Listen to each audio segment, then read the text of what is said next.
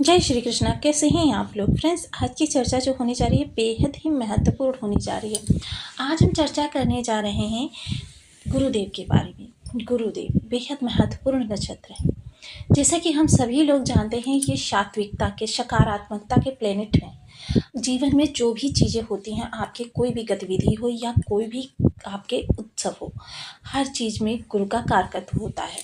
प्रारंभ से लेकर अंत तक हर चीज़ में, चाहे वो आपकी शिक्षा हो, करियर हो, व्यापार हो, उद्योग हो, या फिर धन का स्थायित्व हो, विवाह हो, विवाह सुख हो, संतान प्राप्ति हो, या फिर आपके जीवन में शांति हो, या फिर बच्चों के कैरियर के या बच्चों की तरफ से मिलने वाले स्नेह और सम्मान का कारकत्व हो, हर चीज़ में गुरु का कारकत्व महत्वपूर्ण होता है। इनका प्रत्येक परिवर्तन हर राशि के जातकों के लिए, चाहे वो कोई भी राशि हो, बेहद महत्वपूर्ण होता है। किसी भी भाव में गुरु हो, हर भाव में इनका होना आपके लिए बहुत महत्वपूर्ण स्थिति रखता है। तो ये अब क्योंकि 12 वर्ष बाद बहुत बड़ा परिवर्तन करने जा रहे हैं, आपके षष्ठ भाव से गोचर कर रहे हैं। षष्ठ भाव संबंधित आपके जीवन में किस तरीके से बदलाव आने जा रहे हैं, क्योंकि इस समय गुरुदेव अपना नक्षत्र परिवर्तन करने जा रहे हैं। पुनर्वसु नक्षत्र, जिसमें के स्वामी देव गुरु स्वयं होते हैं और देवों की माता अदिति को इसका स्वामित्व प्राप्त है। तो बेहद महत्वपूर्ण ये आपके लिए अवस्था बनने जा रही है कि स्वयं के, क्योंकि देव गुरु स्वयं इस समय बहुत तीव्र चाल चल रहे हैं, अतिचारी हो रहे हैं। जैसा कि विदित है कि देव गुरु लगभग कई 100 वर्षों के बाद इतनी तीव्र, इतने लंबे समय तक के लिए चलने जा रहे हैं। हालांकि समय समय पर चलते तो हैं, लेकिन बहुत कम समय के लिए, जैसे लगभग 2 दिन के लिए, 4 दिन के लिए या माह भर के लिए, इससे ज़्यादा ये चाल नहीं चले हैं अतिचारी।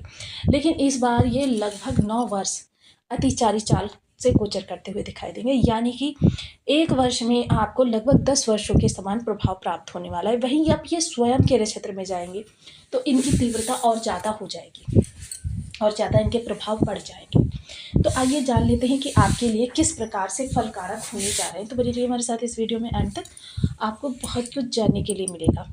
क्योंकि गुरु स्वर्ण के भी कारक होते हैं, इसीलिए हमने लिखा है कि स्वर्ण के रत्न जड़ित सिंहासन पर बैठेंगे गुरुदेव। तो गुरुदेव स्वर्ण के भी कारक होते हैं। आपके लिए किस तरीके से प्रभाव निकाल कर ला रहे हैं, तो बने रहिए हमारे साथ इस वीडियो में, अंत तक आपको बहुत कुछ जानने के लिए मिलेगा। यदि आपकी लग्न में 10 नंबर बना हुआ है तो ये राशिफल आपके लिए है। यदि कुंडली में कहीं भी चंद्रमा के साथ 10 नंबर बना हुआ है तो ये राशिफल आपके लिए है। कुंडली ना होने की स्थिति में आप इसे नाम राशि से भी देख सकते हैं। यदि अभी तक आपने अपने इस चैनल को सब्सक्राइब नहीं किया है तो प्लीज़ सब्सक्राइब कर लीजिए, वीडियो को लाइक कर दीजिए, चैनल को शेयर कर दीजिए। इससे होगा क्या कि हमारे आने वाले हर वीडियो की नोटिफिकेशन मिल सकेगी आपको सबसे पहले। एक प्यारा सा कमेंट करना बिल्कुल ना भूलें। कमेंट से हमें बहुत मोटिवेशन मिलता है, हौसला मिलता है और ये पता चलता है कि आप और क्या जानना चाहते हैं। तो देखिए, देव गुरु षष्ठ भाव से गोचर कर रहे हैं, शुक्र के साथ इनकी युति हो रही है, यानी कि इस समय ऐश्वर्य और राशि सम्मान गुरु के साथ जुड़ गया है। हालांकि ये जो भाव होता है ये है आपका कर्म त्रिकोण, यानी जॉब वाले व्यक्तियों के लिए विशेष महत्वपूर्ण होता है। इस पूरे त्रिकोण पर पूरी दृष्टि गुरुदेव महाराज की है। अब यहाँ पर गुरुदेव जब पुनर्वसु नक्षत्र से गोचर करेंगे तो पुनर्वसु का 4 चरण होते हैं। प्रथम चरण की चर्चा करें अगर, तो प्रथम चरण जो है ये है आपका मेष नवांश के अंतर्गत आता है। मंगल से इनका संबंध बनता है। मंगल और गुरु की बहुत अच्छी मित्रता है। जब ये मंगल के साथ अपना संबंध बनाएंगे तो ऐसी स्थिति में आपके कार्यों में गति और आपके कार्यों में तेजी, सृजनात्मक क्षमता और आपके कार्यों में संपन्नता, ये चीज़ें जुड़ जाएंगी, जिसकी वजह से बहुत से ऐसे कार्य होंगे जो काफ़ी लंबे से समय से आपके विलंबित थे। उन कार्यों में अब आपके जो ठहराव था वो समाप्त होगा और आप उन कार्यों में से काफ़ी प्रसन्नता का अनुभव करेंगे। तो मंगल जो होते हैं वो देखिए कर्म के कारक होते हैं, आपको बेहद जुझारू व्यक्तित्व का स्वामी बनाएंगे। इस दौरान कर्म में आपके जो भी शिथिलता आ रही थी उस शिथिलता से आप कर्म को गति देकर अपने हर कार्य को संपन्न करने का प्रयास करते हुए दिखाई देंगे। वहीं द्वितीय चरण की अगर चर्चा करें तो द्वितीय चरण जो वृषभ नवांश के अंतर्गत आता है, यहाँ विलासिता, भोग या फिर आपके आराम को या फिर आपके संचयन को महत्व दिया जाता है। अब इस समय आपका आपके आकर्षण के प्रति भी रुझान रहेगा कि आपके आकर्षण या आपके हाव भाव, आपकी भाषा शैली, मतलब इस समय पर कह सकते हैं जब भी आप किसी कर्म से जुड़े हुए कार्य को करने के लिए जाएंगे, उस समय पर आप अपने हाव भाव, अपने व्यक्तित्व की भंगिमा को लेकर काफ़ी ज़्यादा सजग रहने वाले हैं। और इस समय पर आपके लिए वो चीज़ महत्वपूर्ण होने वाली है, first impression is the last impression. जो भी कार्य कर रहे हैं उसमें काफ़ी सतर्क रहेंगे ताकि सामने वाले को उंगली उठाने का किसी भी प्रकार से मौका ना मिले। इस समय आप अपने कार्य को पूर्ण पारंगत के साथ करते हुए दिखाई देंगे। तन्मयता इस समय आपकी बढ़ती हुई दिखाई देगी और आपके पास धन का आगमन तीव्र गति से होता हुआ दिखाई देगा, क्योंकि धन इस समय आपके पास उस प्रचुर मात्रा में आएगा जो आपके लिए इस समय पर्याप्त होगी। आपके सभी अटके हुए कार्य संपन्न होने लग जाएंगे, या फिर आप कोई कार्य करना चाह रहे थे, बहुत बड़ा कार्य था, आपकी क्षमता से बड़ा था और नहीं हो पा रहा था, तो अब वो कार्य आपके होते हुए दिखाई देंगे, क्योंकि गुरुदेव जो हैं सकारात्मकता के ग्रह माने जाते हैं। इस जिस भी भाव से अपना प्रभाव प्रदान करते हैं वहाँ पर सकारात्मकता बढ़ जाती है। चर्चा करें अगर तृतीय चरण की, तो तृतीय नवांश जो है वो मिथुन का नवांश है। यहाँ पर सोच, आपकी वैचारिक शक्ति या फिर आपके सीखने की शक्ति या लर्निंग पावर या अपनी स्किल्स में वृद्धि करना, या फिर कह सकते हैं कि चीज़ों को बहुत जल्दी से सीखने की, जैसे कहते हैं ना फास्ट लर्नर, वो चीज़ें इस समय पर होती हुई दिखाई देंगी आपके लिए। इस समय आपके व्यापार वर्ग के लिए या फाइनेंस संबंधी कोई भी आपके सामने समस्या आ रही थी, उस समस्या के लिए सबसे महत्वपूर्ण समय काल रहेगा। गुरु की सकारात्मकता और बुध की बुद्धि इस समय आपके बिगड़े हुए कार्यों को बनाने में आपकी वैचारिक शक्ति को जोड़ देंगी और उस वैचारिक शक्ति के द्वारा आपके कार्य पूर्णता को प्राप्त होंगे। स्टूडेंट्स वर्ग के लिए या फिर फाइनेंस का कार्य कर रहे लोगों के लिए या फिर ग्रीनरी का कार्य कर रहे, टेक्नोलॉजी से जुड़े हुए हैं, कंप्यूटर ऑनलाइन ऑफलाइन किसी भी प्रकार से वर्क करते हैं, ऐसे लोगों के लिए यह समय काल बहुत ही उत्तम रहने वाला है। इसके अलावा अगर चर्चा करें चतुर्थ चरण की, तो ये कर्क का नवांश है।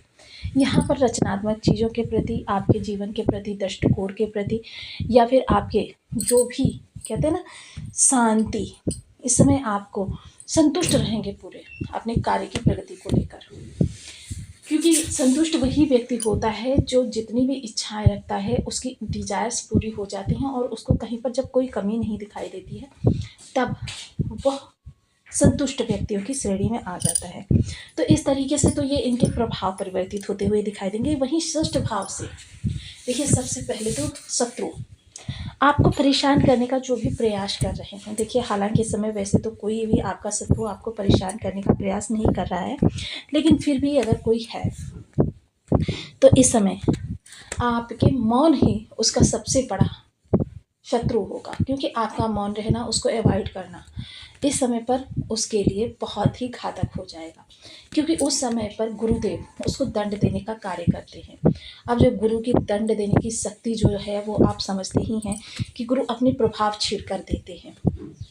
चर्चा करें अगर आपने कोई ऋण ले रखा है या किसी को ऋण देना चाहते हैं, हालांकि स्थितियाँ दोनों बन रही हैं, लेकिन काफ़ी लंबे समय से अगर आपके ऊपर ऋण चल रहा है, आप उसको रिटर्न नहीं कर पा रहे हैं, तो यह समय काल आपके लिए बहुत ही उत्तम रहने वाला है उस ऋण को वापस करने के लिए, क्योंकि गुरु का यही प्रभाव होता है कि ऋण लेना भी पड़ जाए ना तो ससम्मान आपका ऋण वापस करवा देते हैं। चर्चा करें अगर प्रतियोगिता की, तो देखिए मेरा तो यही मानना रहता है कि हर व्यक्ति के जीवन में प्रतियोगिता चलती रहती है, कोई भी व्यक्ति हो प्रतियोगिता चलती रहती है, और जब उसकी प्रतियोगिताएं कहते हैं ना, प्रतियोगिता में आप, क्योंकि आपकी बुद्धि, आपकी सोचने समझने की शक्ति, आपकी विलासिता, आपका आराम, क्योंकि इस समय पर देखिए एक ही चीज़ आपके लिए निगेटिव कर सकती है कि आपका कुछ ना करना, क्योंकि बहुत से ऐसे लोग होते हैं जब उनकी चीज़ें आगे से आगे फुलफिल होने लगती हैं तो वो प्रयास करना छोड़ देते हैं, और जब आप प्रयास करना छोड़ देते हैं तो फिर आपके लिए प्रभाव कहाँ से निकल कर आएगा, चीज़ें जो हैं वहीं पर रुक जाती हैं और उन्हें आगे बढ़ाने के लिए आप भाग्य को ही दोष देते रह जाते हैं। तो इस समय पर भाग्य को दोष ना दें, बल्कि कर्म को बनाए रखें। क्योंकि बहुत से लोगों का यही देखा जाएगा कि जब उनके कार्य, जिन कार्यों के लिए प्रयासरत थे, वो कार्य पूर्ण हो जाएंगे। लेकिन इस गोचर का लाभ तभी आप पूर्ण रूप में उठा पाएंगे जब एक प्रयास आपका पूर्ण हो, उसके तुरंत बाद आपके दूसरे प्रयास प्रारंभ हो जाए। तो ये चीज़ें आपके लिए बहुत ही महत्वपूर्ण रहने वाली हैं। धन के देन लेन को संबंधित या फिर फाइनेंस संबंधित कोई भी कार्य आपके सामने आ रहे हैं, तो देखिए इस समय आपको किसी दूसरे पर भरोसा नहीं करना है, बहुत ही विश्वासपूर्ण लोगों पर भरोसा करना है। और भरोसा करने के बाद भी एक दृष्टि उनके ऊपर ही बनाए रखनी है, क्योंकि राहु का दृष्टि भी इस गुरु पर आ रही है, जिसकी वजह से धोखे आपको मिल सकते हैं। साथ ही साथ अब देखिए कुछ विशेष उपायों की चर्चा कर लेते हैं, क्योंकि बहुत से लोगों के बर्थ चार्ट में गुरु की स्थिति खराब होगी। ओम ब्रह्म बृहस्पति नमः। इस बीज मंत्र का आप 1 माला, 2 माला, 5 माला, 7 माला, 11 माला का जब नियमित अपनी शुद्धानुसार करना प्रारंभ करें। पीपल वृक्ष पर, केले के वृक्ष पर हल्दी मिश्रित जल का सिंचन करें। केसर का तिलक मस्तक, कंठ, जिह्वा पर लगाएं। धार्मिक पुस्तकों का स्वाध्याय करें। पीले रंग के वस्त्र ज़्यादा से ज़्यादा धारण करें, या फिर आप गुरुवार को अवश्य ही पीले वस्त्र धारण करें। मंदिर में आप जब भंडारे का आयोजन करवा सकते हैं। बड़े बुजुर्गों का सदैव सम्मान करें। आप गुरुवार का व्रत कर सकते हैं। गुरु की होरा में निर्जला व्रत कर सकते हैं। एक कपड़े में, पीले कपड़े में 1.25 किलो चने की दाल, 5 कट्टे हल्दी डालकर बांध लीजिए। अपने सिर से एंटी क्लॉकवाइज उतारकर धर्म स्थान या फिर किसी ज़रूरतमंद को दान कर दीजिए। इसके अतिरिक्त आप अपने नहाने के पानी में भी चुटकी भर हल्दी डालकर स्नान कर सकते हैं। पका हुआ कद्दू अगर आप जानते हैं तो इसको देखिए, ये आपको 3 गुरुवार करना है। आपको सिर से लेकर पैर तक इसको 3 बार घुमाना है और इसको धर्म स्थान पर दान करना है। ये क्रिया जो करनी है वो आप